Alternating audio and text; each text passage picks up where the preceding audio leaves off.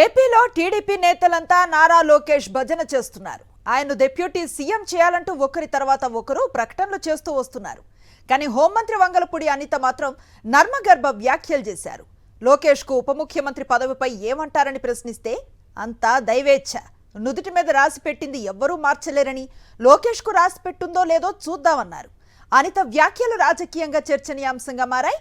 TDP నేతలంతా లోకేష్ కు deputy CM ఇవ్వాలని డిమాండ్ చేస్తుంటే అనిత మాత్రం రాసిపెట్టు ఉందో లేదో చూద్దాం అనటంపై చర్చ సాగుతోంది.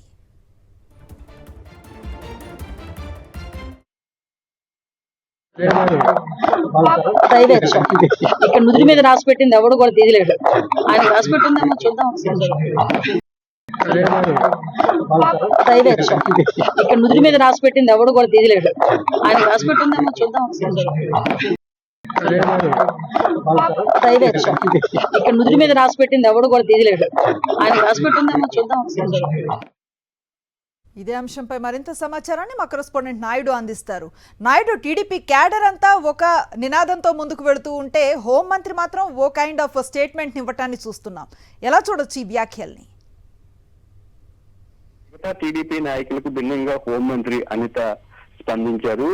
నారా లోకేష్ ని డిప్యూటీ సీఎం చేయాలని చెప్పి గత కొన్ని రోజుల నుంచి కూడా తెలుగుదేశం పార్టీలో ఉన్న కీలకమైన నేతలంతా కూడా ప్రకటనలు చేస్తున్నారు. కడప జిల్లాకి చెందిన శ్రీనివాసరెడ్డి గాని, సర్వేపల్లి ఎమ్మెల్యే మాజీ మంత్రి సోమిరెడ్డి చంద్రమోహన్ రెడ్డి గాని, లేదంటే పిఠాపురానికి సంబంధించిన వరంతో పాటు చాలా మంది సీనియర్ నేతలు, జూనియర్ నేతలు అనే తేడా లేకుండా లోకేష్ కు ఖచ్చితంగా డిప్యూటీ సీఎం పదవిని ఇవ్వాలని చెప్పి చంద్రబాబు నాయుడుకి విజ్ఞప్తి చేస్తున్నారు.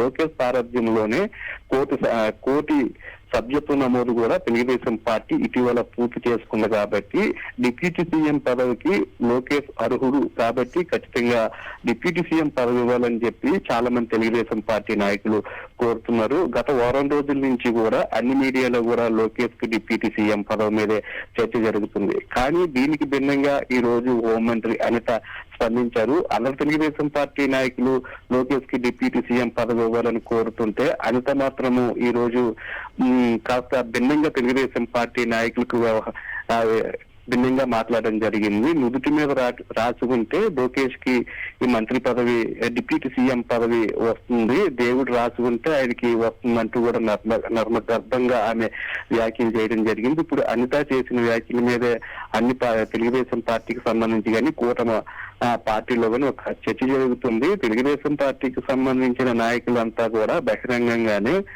లోకేష్ కి డిప్యూటీ సీఎం పదవి ఇవ్వాలని చెప్పి రైట్, థ్యాంక్ యూ నాయుడు.